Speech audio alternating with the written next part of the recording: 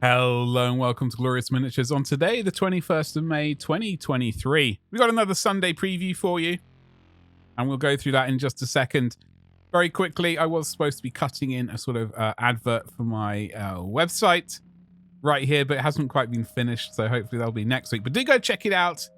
Do have some blog posts and things happening, and to keep you relatively up to date with what's going on with me. Now, let's get to this Sunday preview. The Seraphon unveil their greatest plan yet.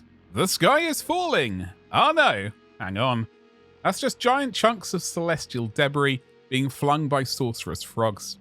No need to panic. The Slann Starmasters love it when a plan comes together, and they're moving heaven and earth to reinforce the Seraphon hosts with new miniatures next week.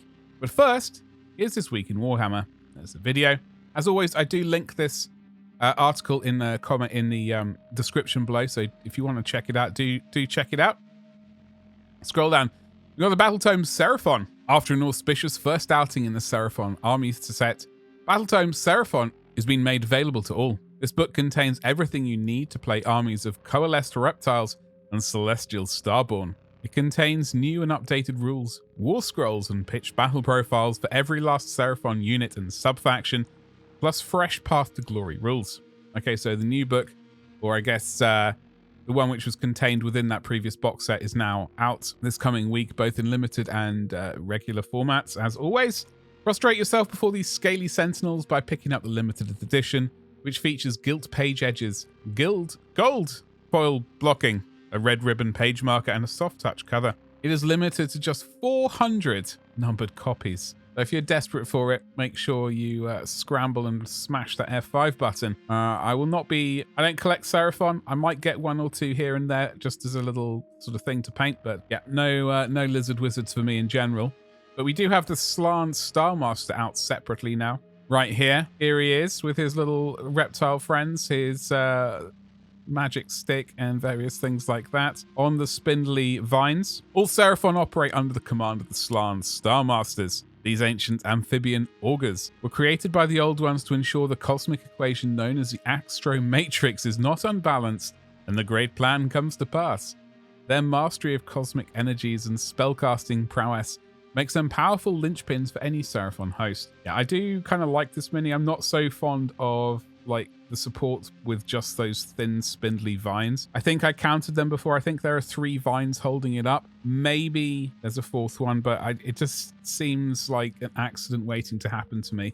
Looks like a lovely mini to paint though. And as always, like when it comes down to it, it's price which says yay or nay for me, which generally recently has been a lot of nays. We do have the Skink Starseer though. This looks like it'll be a cheaper one and also fun to paint. So the Skink's Priesthood are the devoted attendants of the Slann Starmasters, interpreting their croaked pronouncements into prophecy and plans of action, while making certain the temple cities continue to operate. Starseers are the most powerful skink wizards, second only to their Slann superiors, and they read the heavens during battle to predict the future and bestow blessings upon their allies.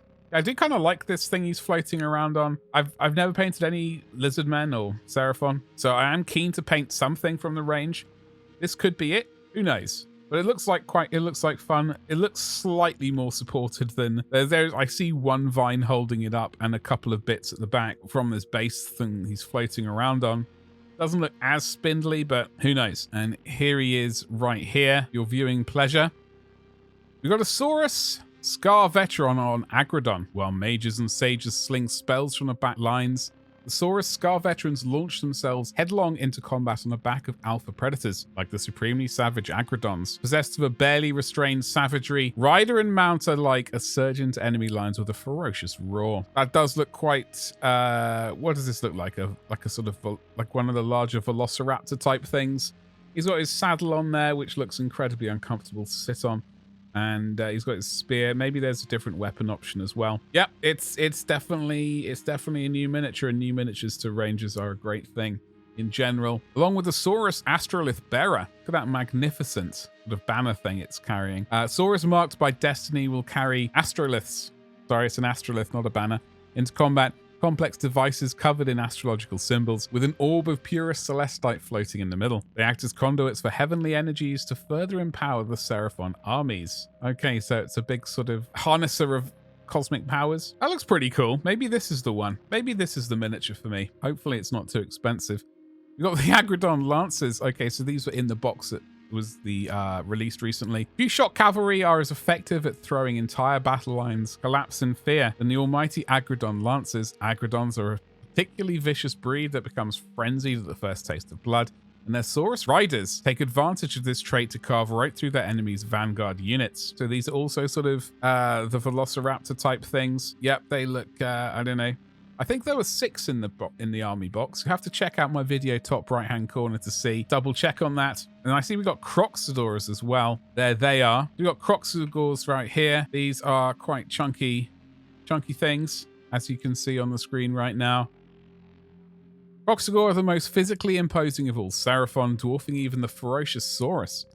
Normally used as laborers in the great temple cities, they wade into battle alongside their skink cousins, swinging huge mauls and hammers. This kit also builds Croxagor Warspawned, a far more savage variant, blessed with crocodilian features by the god Sotek, and armed with massive Starfang Warpix. Yes, there are the Starfang Warpix, I believe. And yeah, those look pretty. They look pretty fun to paint. Pretty chunky. Is a Croxagor only army a viable thing? And we got some Raptidon hunters right here. Agrodons weren't the only breed of lizard awoken by the feral roar of Gur. Clutches of inert Raptidon eggs also hatched, adding intelligent pack hunters to the Seraphon stock of mounts. They're ridden into battle by skinks who take advantage of their mounts' natural speed and smarts to befuddle enemies and exploit weaknesses. Here they are. These are, yes, these are the sort of dainty raptor type things. Obviously, they have names. We got skinks. I believe they have a different weapon option as well for these ones. You can scroll down, and that is the option. That is the optional build right there with the, I don't know what those things are. Raptidon chargers, apparently. The set builds either 5 javelin-throwing Raptidon hunters or lance-wielding Raptidon chargers. 2 units who have a natural synergy on the battlefield. And down here, we've got Saurus Warriors. Saurus Warriors are the mainstay of most Seraphon armies. As you can see, here are, and with the optional Celestite Spear at the bottom as well. Pretty sweet looking new builds, sculpts for them. With vice-like jaws, rending claws, and hardy scales for armor, they're living weapons and defenders of geomantic nexus. Stick a Celestite spear or club in their hands, and these furious beasts become an ordered cohort that can go toe-to-toe with the toughest foes in the mortal realms. I do like the sort of ghostly, freshly sort of summoned version of them, or the sort of celestial version of them. I do like that look to them. Scrolling down, we've got the spawn of Chotek. The salamanders herded by sun acolytes born under the blessing of Chotek are a unique element among the Seraphon. These creatures are essentially living artillery, belching flaming globs of corrosive saliva across the battlefield to weaken the armor and broil the flesh of their enemies. So this is the new, the updated salamander model. The old one was, well, it was definitely a thing.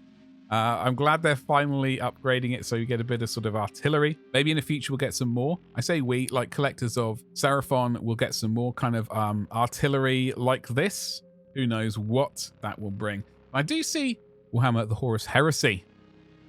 What are we going to get this week? We've got the Librarian Consul in an excellent pose. Talk to the hand. Librarians tap into the tides of the warp to wield strange psychic powers against their enemies. Loyalists and traitors alike eschew the edicts of Nikir in order to gain an edge in the relentlessly bloody battles of the Horus Heresy. This resin miniature is equipped with the Force Axe and comes with a choice of helmed and unhelmeted heads. But yes, this is obviously in the armor of the majestic Imperial Fists. Definitely a good time for us. And then we have a Decurion Sagittar. Now, I know that is another one for the Sons of Horus, and I've forgotten its name, but it's a similar thing. Throughout the Age of Darkness, and particularly in the Siege of Cathonia campaign, the Imperial Fists made use of experienced Decurion tank commanders in vehicle combat. Renowned for their marksmanship, Decurion Sagittars were able to identify key enemy assets and help their tank crews split fire to destroy multiple critical targets in a single engagement. This resin upgrade kit is designed to be fitted on plastic Deimos pattern Predator, Sikaran, or Kratos. Okay then, so it's, well, I am running an armored spearhead, or at least building an armored spearhead at the moment, so this is absolutely a purchase for me. Question is, what am I going to put it onto? Who knows? Maybe I'll just use it as a signifier for the Master of Armor. We got Imperial Fists and Sons of Horus shoulder pads and torsos. Hello? To coincide with the Siege of Chthonian campaign book, which went on pre-ordered today, several sets of shoulder pads for the Imperial Fists and Sons of Horus are returning for a short while on a made-to-order basis, alongside one set of torsos. We got some Mark IV shoulder pads for the Imperial Fists. We got some Mark III shoulder pads and Mark IV shoulder pads for the Sons of Horus. That's great. We got some Cataphracti shoulder pads for the Sons of Horus and Mark IV torsos for the Sons of Horus. They are some naughty rascals, and it looks like they're getting all the good stuff next week, when it comes to shoulder pads and torsos at least. Did they ever release Cataphracti shoulder pads for Imperial Fists? I could have sworn I had some, but maybe they were 3D printed. I genuinely can't remember. They would be a lovely thing though. Anyway, so these will be available to order on Friday and will go off sale at 8 AM UK time on Monday the 5th of June. There are 6 sets available, all cast in resin, Imperial Fist, Mark IV shoulder pads and Mark VI shoulder pads, and Sons of Horus, Mark III, Mark IV, Cataphracti shoulder pads and Mark IV torsos. So you got that little window of time. If you haven't got them, any of these yet, now is going to be the time basically to get them. So that's that. We got the Warhammer Plus stuff as per always. I'm going to scroll to the top like that and say, folks, do please make sure that you've subscribed to this channel. I know it's the dreaded YouTube thing, but I'm trying to grow this channel. I have got a few recordings of not just article reads. I'm slowly building some miniatures, and hopefully I'm going to get some painting videos recorded at some point soon. It's I'm just trying to remember how to paint at the moment. It's been almost 6 months. It's been rather weird, to be honest. So if you'd like to check out those videos, do make sure you subscribe, hit the bell for notifications so you don't miss those future videos, and I'll see you in the next one. Thank you. Goodbye.